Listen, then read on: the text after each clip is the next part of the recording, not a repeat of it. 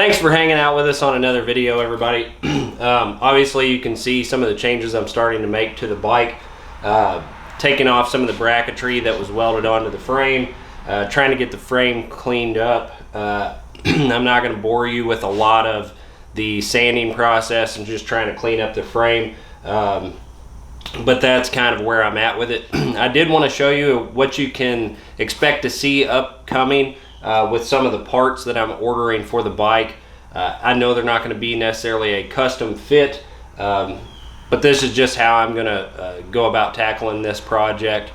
And so some of the things, obviously, seat is setting on it. I got this off of Amazon. Again, probably going to have a little bit of modifying to do to get this to fit correctly. I like the ones that have more of the hump in the rear rather than just a flat seat, going to more of a single rider position or single rider style, I guess. But like I had stated in the previous video, this is what I'm going to be cutting the rear of the frame of the bike and trying to get it to be where the back of the new seat's going to sit at. So I'll be cutting part of the frame off on the next video. Both of these things came off of Amazon. I believe this one was like $30. This was around $80. I just did not see it worth my time in trying to modify a seat. That may tend to prove me wrong once I go about getting it modified to get onto the bike, but I'll find out. Again, I'm going to link all of these items that I'm putting onto the bike that I'm purchasing, if they're from Amazon, in the description in the video down below. So the only other things that I've bought currently, I did buy a set of handlebars,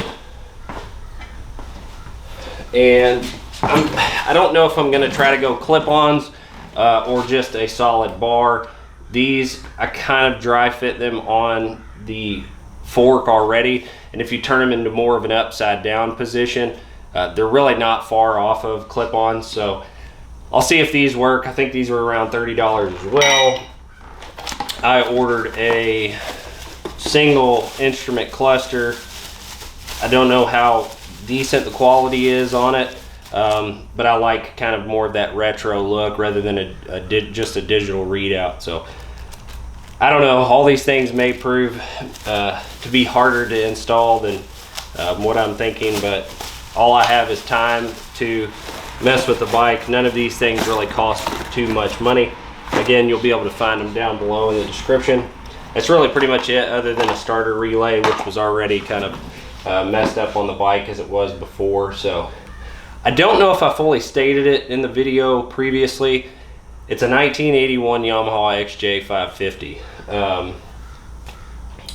I've never really worked on many Yamahas or anything like that. I also currently own a Triumph, but it's going to be a fun project, or at least I hope it's going to be a fun project. So we shall see. Again, that's pretty much it.